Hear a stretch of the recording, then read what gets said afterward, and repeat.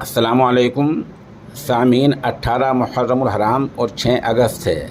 ख़बर का उन्वान है झगड़े वाले दिन नूह में मंदिर में फंसी किसी भी खातून की इज़्ज़त नहीं लूटी गई है। दरअसल कुछ लोगों ने कुछ कपड़े ज़ाहिर कर कर सोशल मीडिया पर यह बताया, ये ख़दश ज़ाहिर किया है कि वहाँ इज़्ज़त लूटी गई, लेकिन पुलिस की एडीजीपी मोहतरमा ममता सिंह का वाज़ेह बयान आ गया है कि मंदिर में नूह में किसी की इज़्ज़त नहीं लूटी गई है। आप ममता सिंह का पूरा वीडियो बयान सुन लें।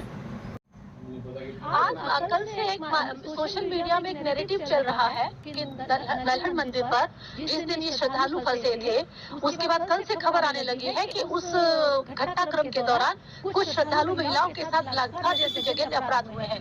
मैं आपको बताना चाहूंगी कि यह सब बिल्कुल गलत बात है, अफवाह है, और मैं यह इसलिए अधिकृत रूप से कह पा रही हूँ क्योंकि उस पूरे घटनाक्रम के दौरान मैं स्वयं वहाँ मौजूद थी। इस तरह की कोई भी किसी महिला के साथ घटना नहीं हुई है। जो हुई थी वो मेरा मीडिया के माध्यम से पहले ही मैं आपको बता चुकी कि वहाँ क्या घटना घटी थी।